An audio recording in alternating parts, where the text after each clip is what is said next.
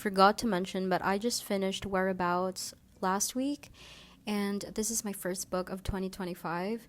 You might be wondering how so, considering that I started The Secret History last year in December, but I feel like I find The Secret History a lot more demanding intellectually than this one.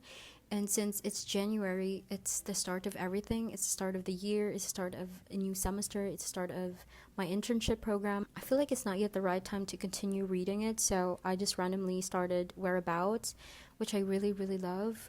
It exposed me to this new style of writing and narration, and it really worked for me because I was able to finish this in 2 days, and I was inspired in a way that if I were to write a book, I want the narration to be the same as this. I even have like a note on the last page, and I wrote in here, the words form very short sentences, almost like phrases, but always a punch to the gut. So that's Whereabouts. I highly, highly recommend. Now, I also want to talk about how I write in my journal, because every time I post excerpts from my journal entries, I always get asked about the prompts that I follow and basically how I write.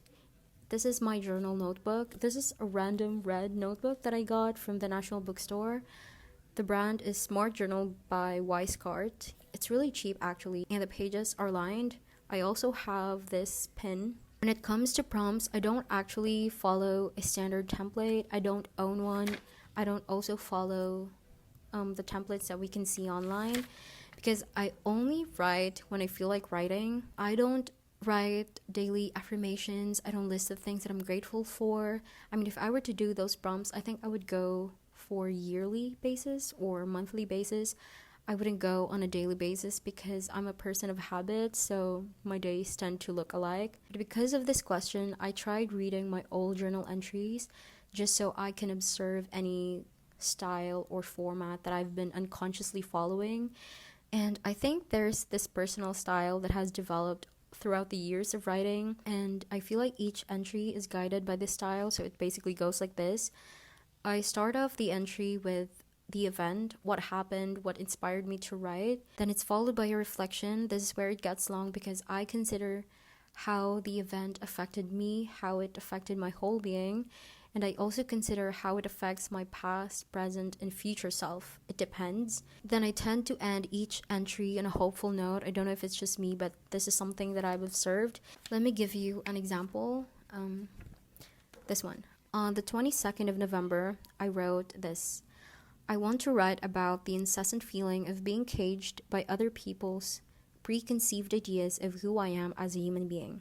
I vividly remember the event that inspired me to write about this. I think I was at school and I was laughing with my friend. We were laughing so loud. And then a friend just came in and she randomly threw this very unsolicited comment at me. And she was talking about how different I act when I'm on camera and when I'm with my friends, because on camera I tend to appear calm and well composed, but when I'm with my friend, I tend to be very carefree and loud. This comment really bothered me for a couple of days because I was questioning both of these personalities, if which one is the facade and which one is my real personality. So I wrote about it, and this is actually a pretty long entry. I think it's around 4 pages. And I wrote in here, I'm a firm believer that the human nature is and will always remain complex. There's so much to know and explore about a person other than how they're defined as introverted or extroverted. To define is to limit. Merely imposing certain expectations on how one should act is like putting them in a cage of predictability. Then eventually I reached this conclusion. There can be both loudness and silence within me. There is fulfillment in my soul as there is void. I can be full and empty at the same time. I possess passion just as much as indifference. I hate and I love. I am shallow and deep.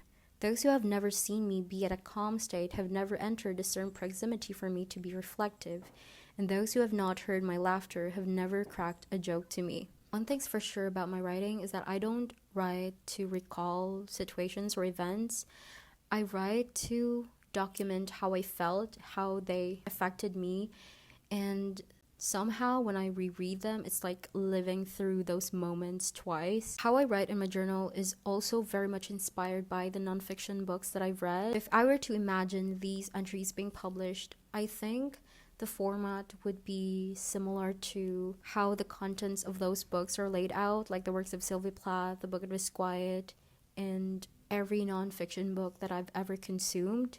That's basically it. I mainly write about the things that bother me so much to the point where I have to write everything down so I can navigate my own emotions. And I also like to write and reflect about the things that are happening around me.